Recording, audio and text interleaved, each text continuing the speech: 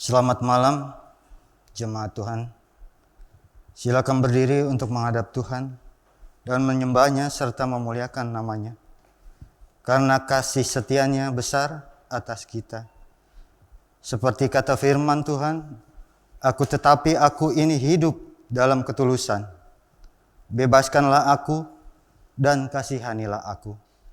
Kakiku berdiri di tanah yang rata. Aku mau memuji Tuhan dalam jemaat. Kita memuji Tuhan.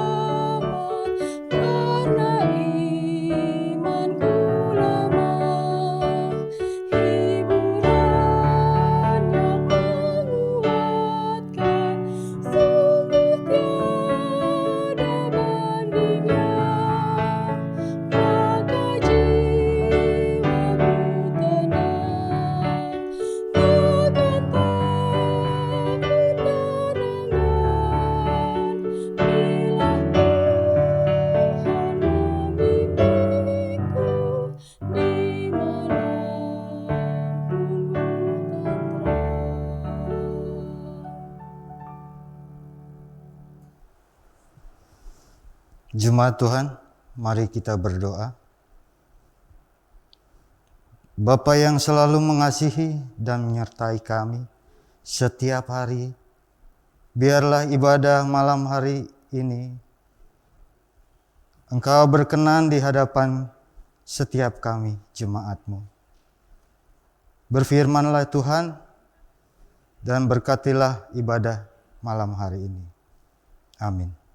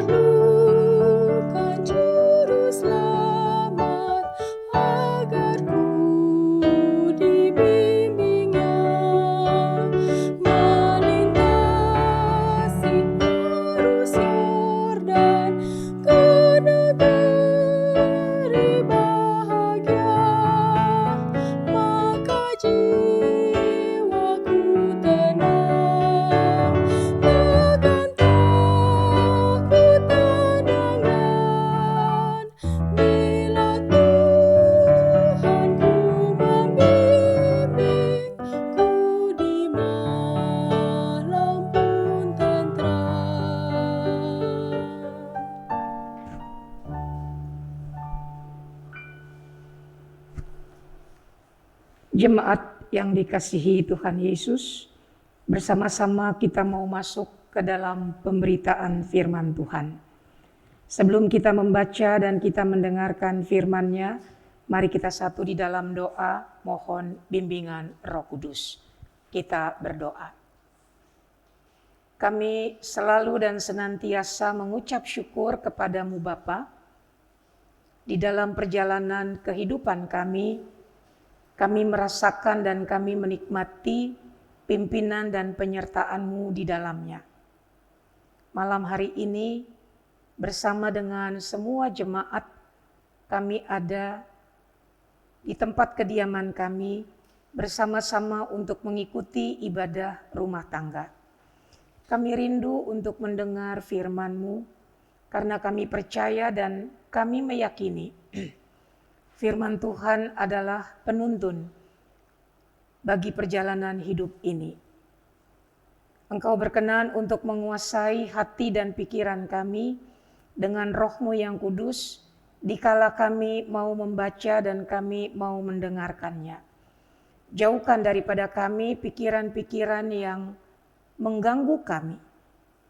Biarlah kami menikmati kekayaan firman Tuhan melalui ibadah pada malam hari ini.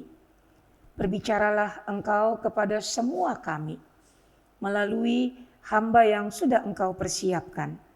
Kami anak-anak-Mu rindu untuk mendengarkannya. Amin. Mari kita berdiri. Bersama-sama kita mau membaca Alkitab dari kitab Esra pasalnya yang ke-8. Kitab Esra pasalnya yang ke-8.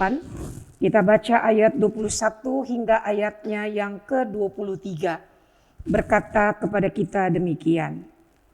Kemudian di sana, di tepi sungai Ahawa itu, aku memaklumkan puasa, supaya kami merendahkan diri di hadapan Allah kami dan memohon kepadanya jalan yang aman bagi kami, bagi anak-anak kami dan segala harta benda kami. Karena aku malu meminta tentara dan orang-orang berkuda kepada raja untuk mengawal kami terhadap musuh di jalan. Sebab kami telah berkata kepada raja demikian, tangan Allah kami melindungi semua orang yang mencari Dia demi keselamatan mereka. Tetapi kuasa murkanya menimpa semua orang yang meninggalkan Dia. Jadi berpuasalah kami dan memohonkan hal itu kepada Allah, dan Allah mengabulkan permohonan kami. Demikian yang menjadi pembacaan Alkitab. Berbahagialah setiap orang yang mendengar firman Tuhan dan yang melakukannya. Hosiana.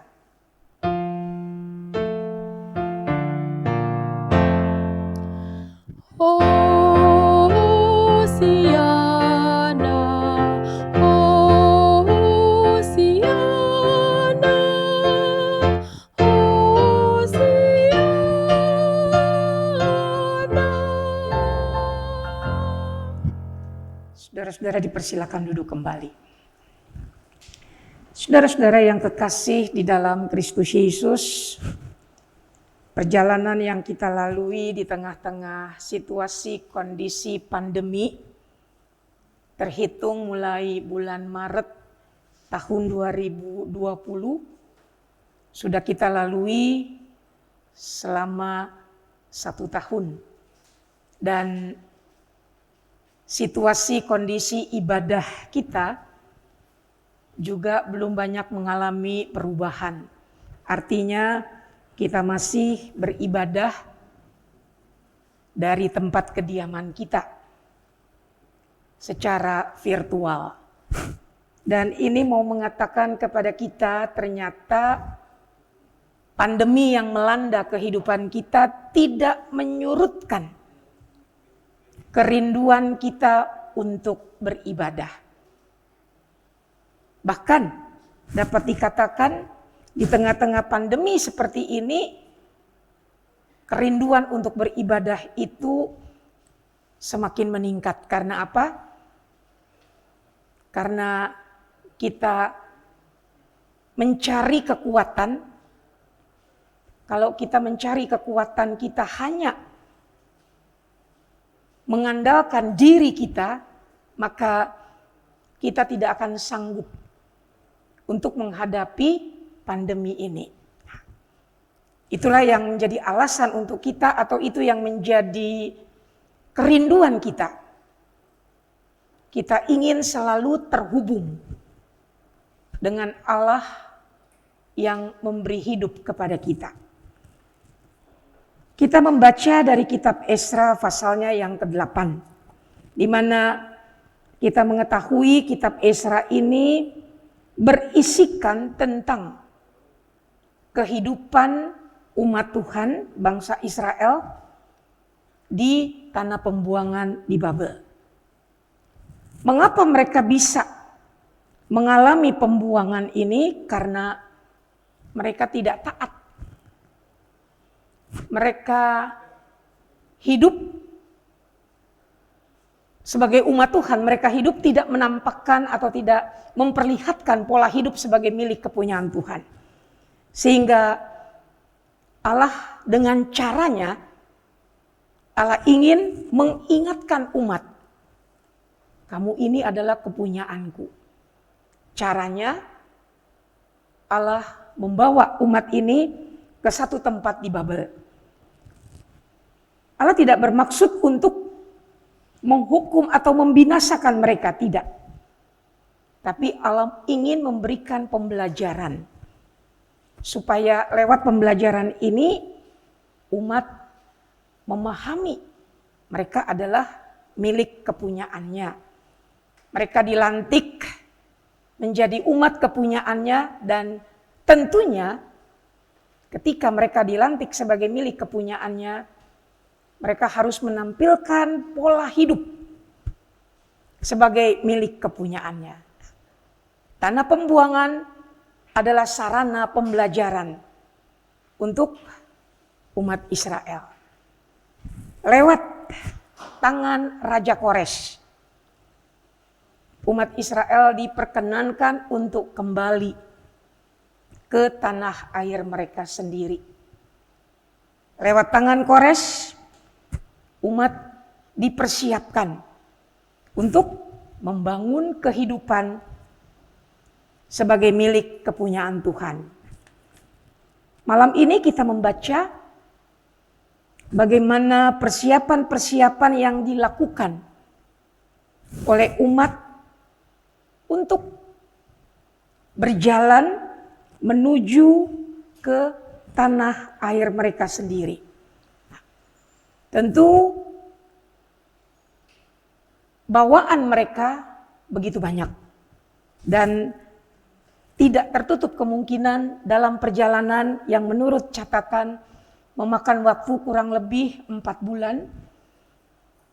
Perjalanan itu bisa saja mencelakakan mereka.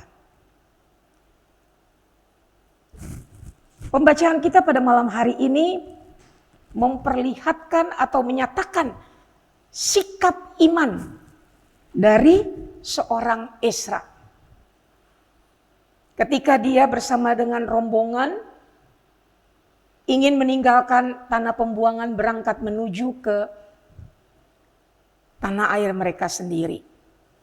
Apa yang menjadi sikap iman atau pernyataan iman dari Ezra sebagai orang yang dipakai oleh Allah untuk berangkat pulang bersama-sama dengan umat kepunyaannya.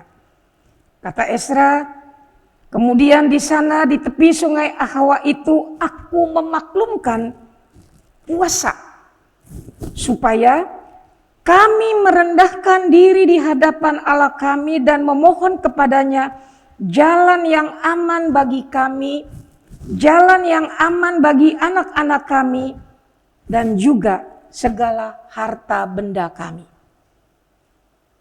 Ezra memaklumkan, membuat sebuah pernyataan tentang puasa.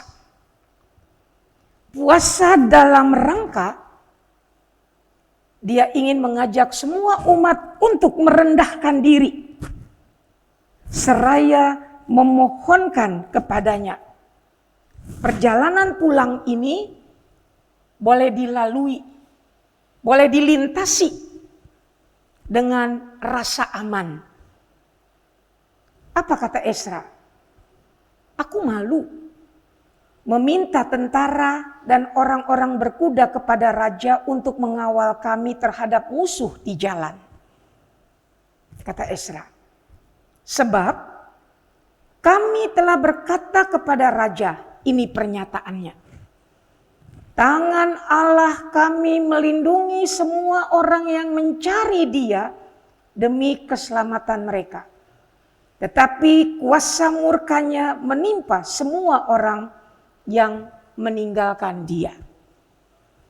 Ezra tidak mengandalkan kekuatan dari pasukan berkuda, dari pengawal raja, orang-orang yang memiliki kekuatan untuk melindungi perjalanan dari tempat pembuangan menuju ke tanah air mereka sendiri.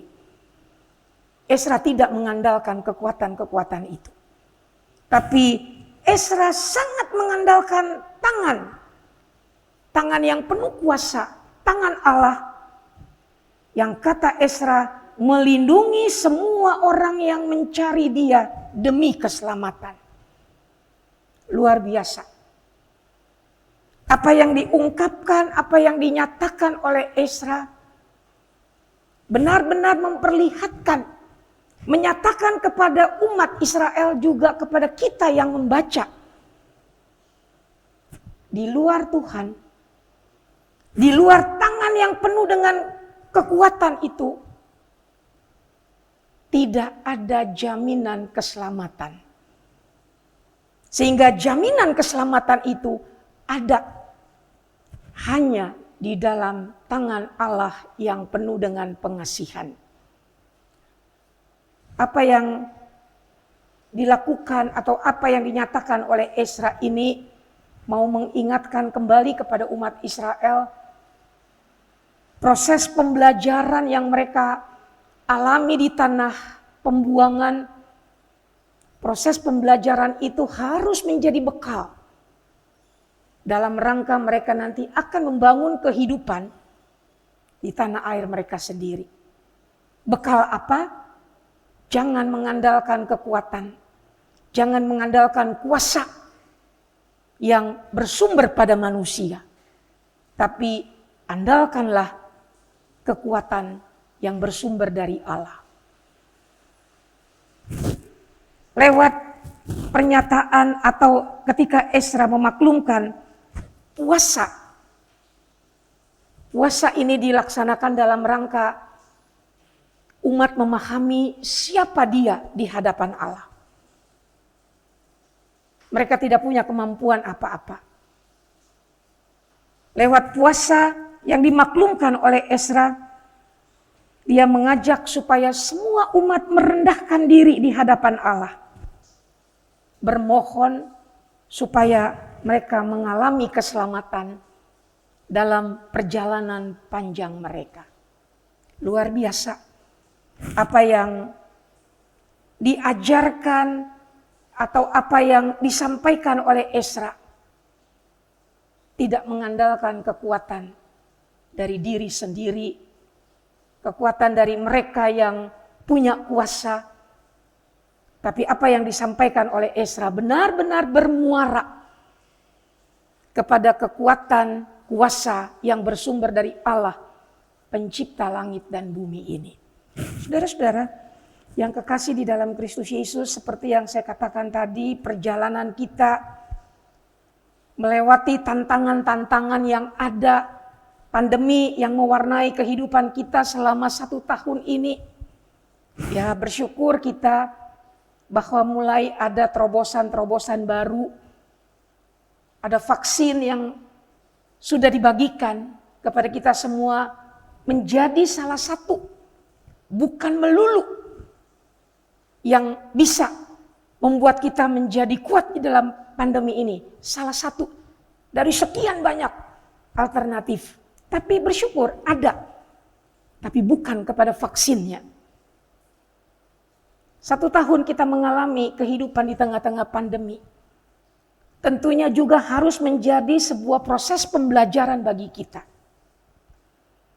Bagaimana kita mau meletakkan, bagaimana kita mau menyerahkan kehidupan kita. Bukan kepada kekuatan-kekuatan yang bisa kita raba, yang bisa kita lihat. Kekuatan-kekuatan yang mungkin kita bisa beli. Setahun dalam pembelajaran hidup kita di tengah-tengah pandemi ini mengajarkan kita bagaimana kita mengandalkan Allah dalam hidup ini. Kata Ezra, tangan Allah kami melindungi semua orang yang mencari Dia. Pernyataan iman Ezra juga tentunya menjadi pernyataan iman kita. Bahwa kita bisa melintasi tahapan-tahapan di dalam kehidupan ini. Di tengah-tengah situasi ketakutan yang tentunya mencekam kita. Pandemi ini berdampak luar biasa. Kehilangan pekerjaan, kehilangan mata pencaharian, situasi kondisi yang membosankan. Di tengah-tengah situasi kondisi ini, kita diajak untuk mencari tangan Allah. Agar supaya di dalam melanjutkan perjalanan hidup ini, kita berjalan berpegangan dengan tangan Allah. Supaya kita dihindarkan dari berbagai hal yang mungkin membuat kita terperangkap, terperosok ke dalam ajakan-ajakan yang kelihatannya menawarkan kehidupan yang gampang. Tapi ternyata itu sebuah jebakan belaka. Apa yang kita butuhkan untuk melintasi perjalanan kehidupan kita hari ini, besok, lusa, karena kita tidak tahu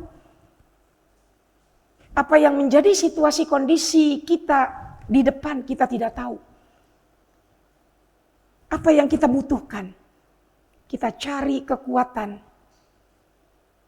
Kita cari pengamanan di dalam tangan Allah. Supaya kita bisa berjalan melintasi kehidupan ini berpegangan dengan tangan Allah yang punya kuasa itu.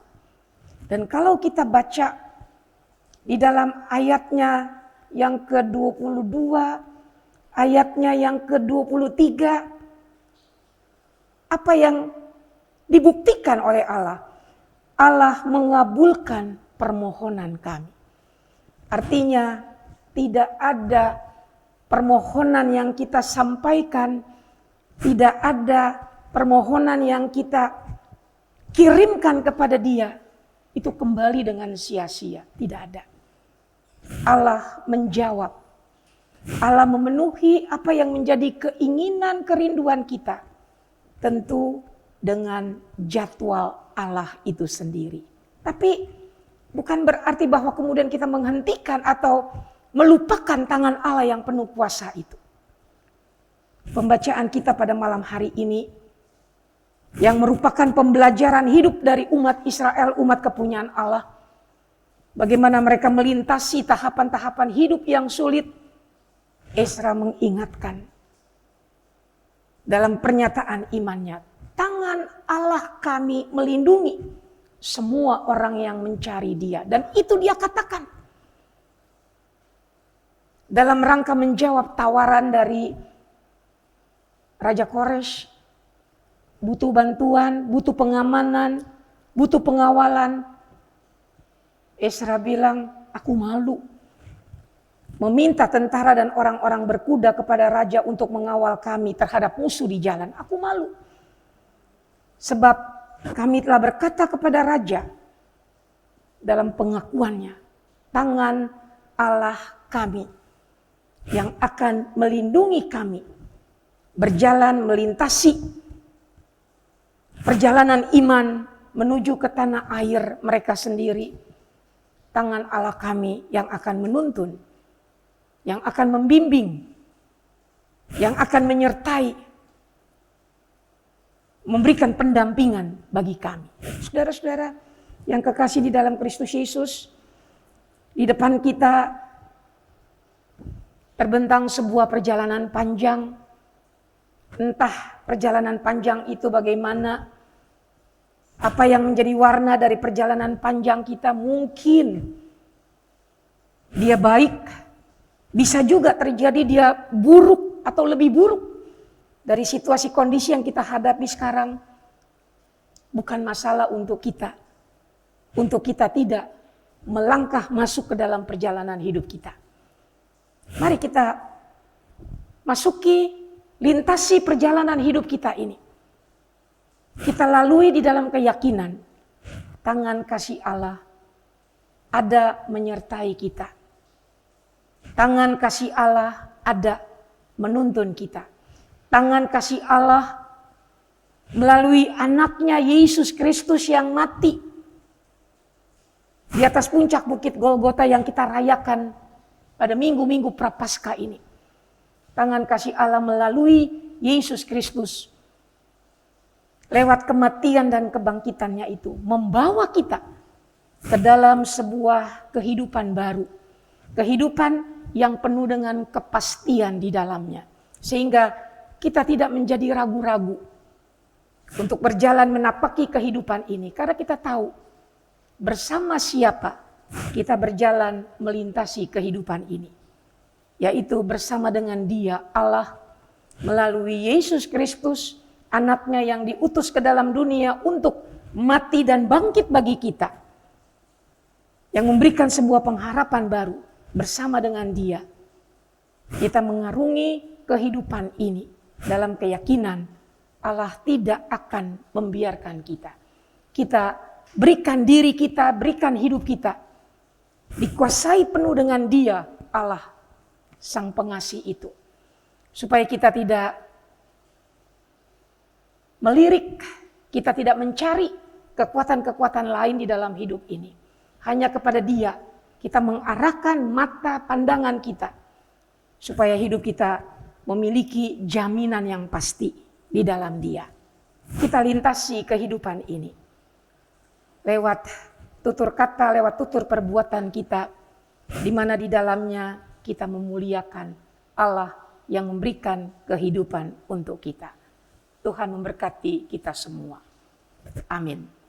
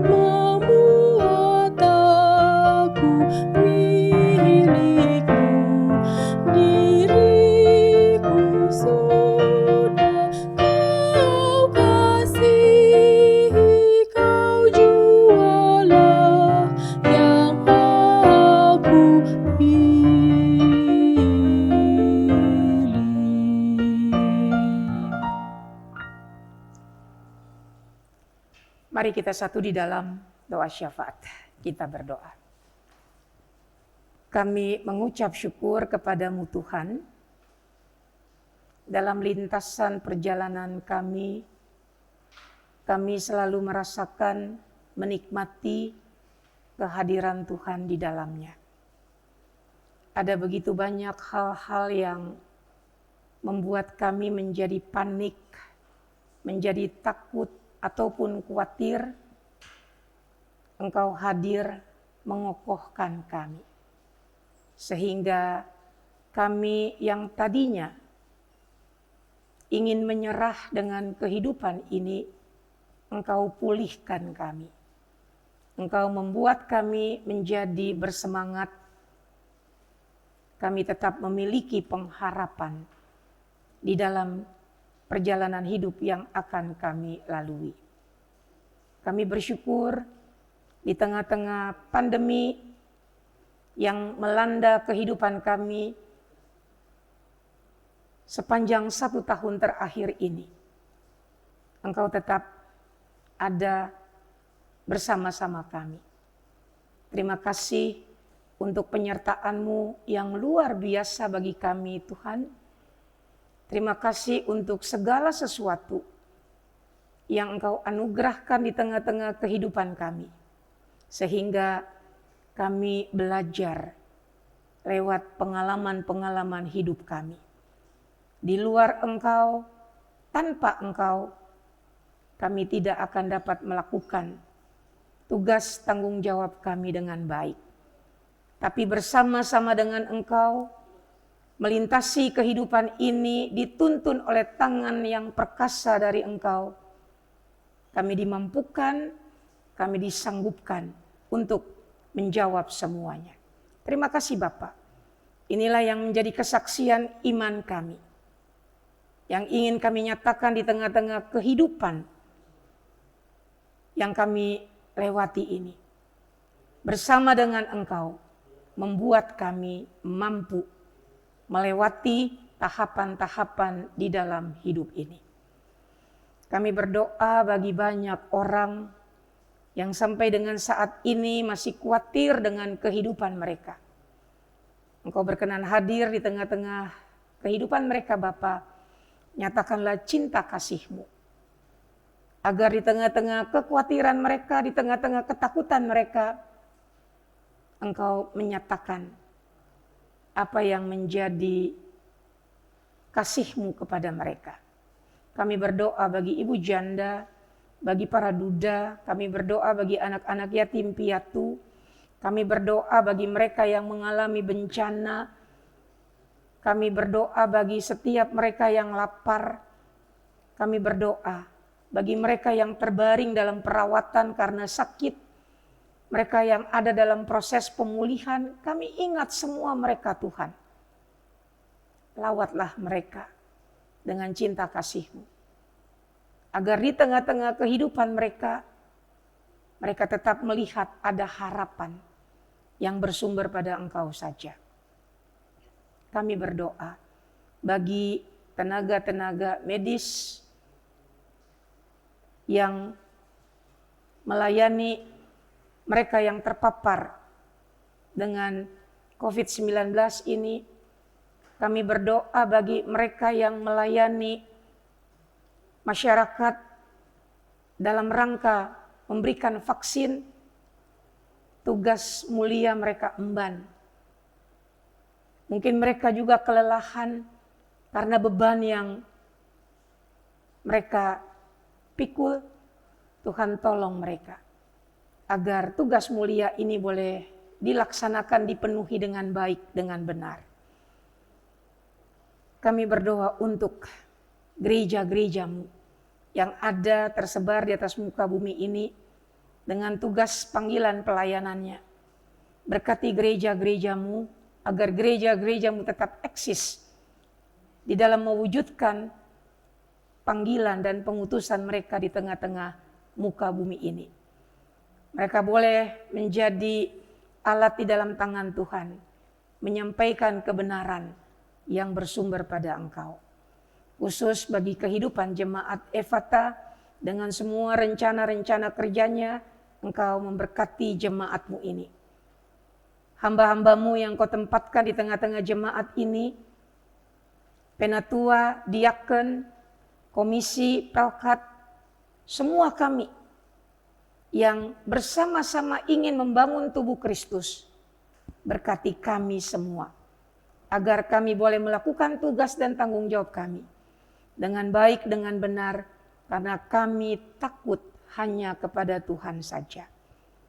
Semua yang menjadi program kerja kami, yang ingin kami wujud nyatakan itu Engkau berkati, agar apa yang kami lakukan itu menjadi sebuah kesaksian.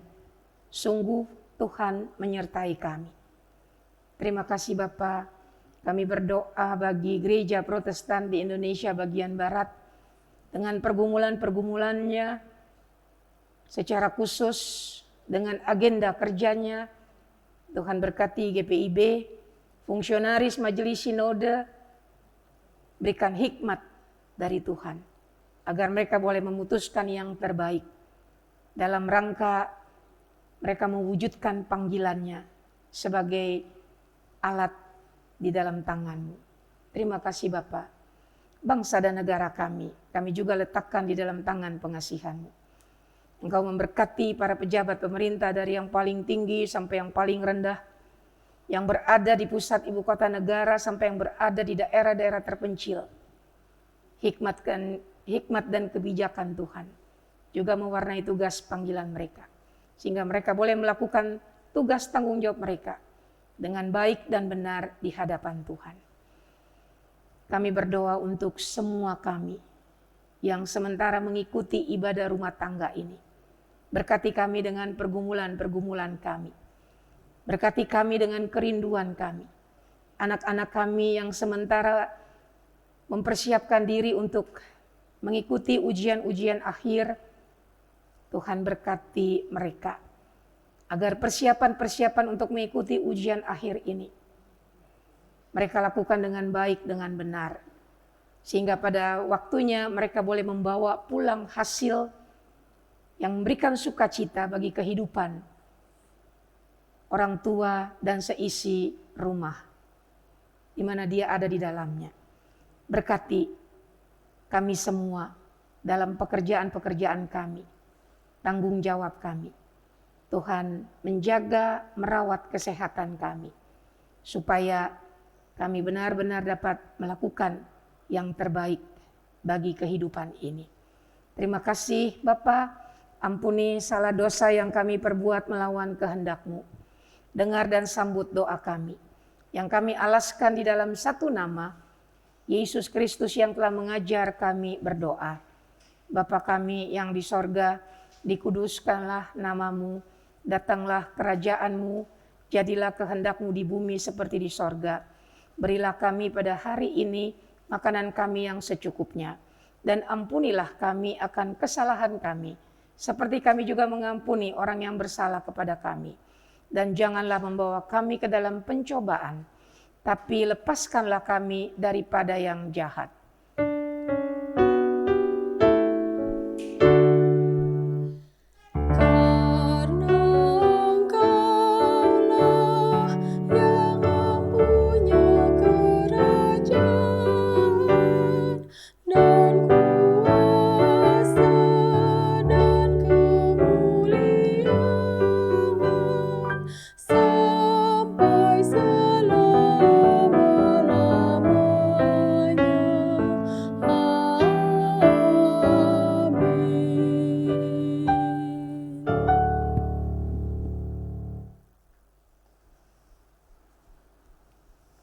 Jemaat, marilah kita mengucap syukur kepada Tuhan dengan memberi persembahan kepada-Nya. Ingatlah firman Tuhan yang terambil dalam Roma pasal 12 ayat 1 yang mengatakan, "Karena itu saudara-saudara, demi kemurahan Allah, aku menasihatkan kamu, supaya kamu mempersembahkan tubuhmu sebagai persembahan yang hidup, yang kudus dan yang berkenan kepada Allah. Itu adalah ibadahmu yang sejati." Tuhan memberkati persembahan kita.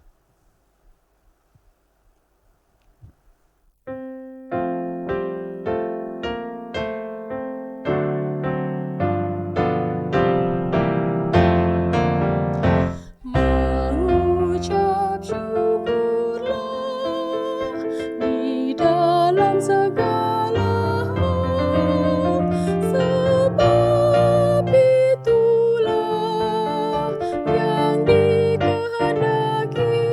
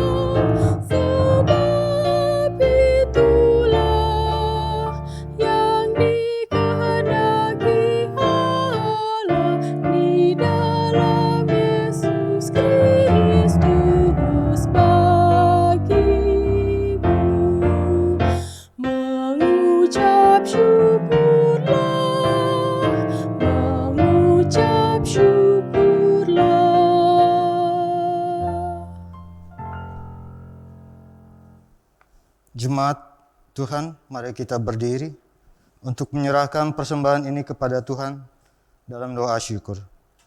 Kita berdoa. Segala ungkapan syukur hanya kepadamu, Bapa di surga, oleh karena kasih karunia dan berkat yang boleh selalu kami terima dan nikmati. Terimalah persembahan kami Tuhan, tangan-tangan yang sudah memberi, dan biarlah kami boleh menjadi saluran berkat bagi sesama. Amin.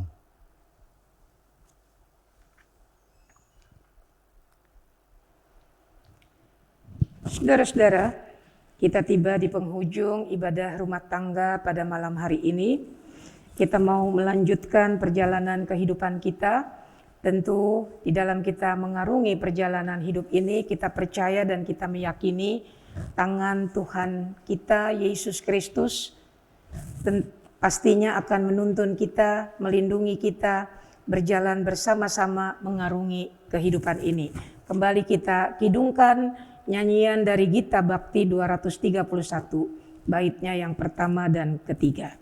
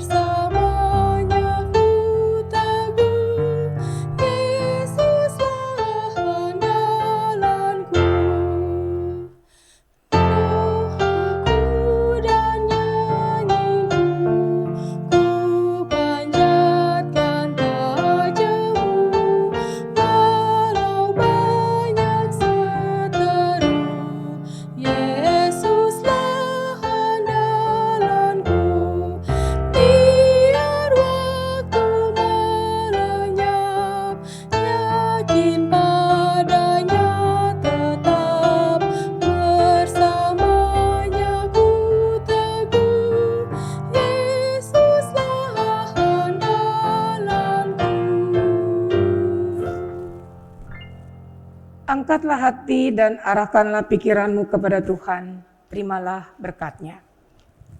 Kasih karunia dan damai sejahtera yang berasal dari Allah Bapa, yang melampaui segala akal, kiranya memelihara kehidupan kami semua, sekarang ini kekal sampai selama-lamanya.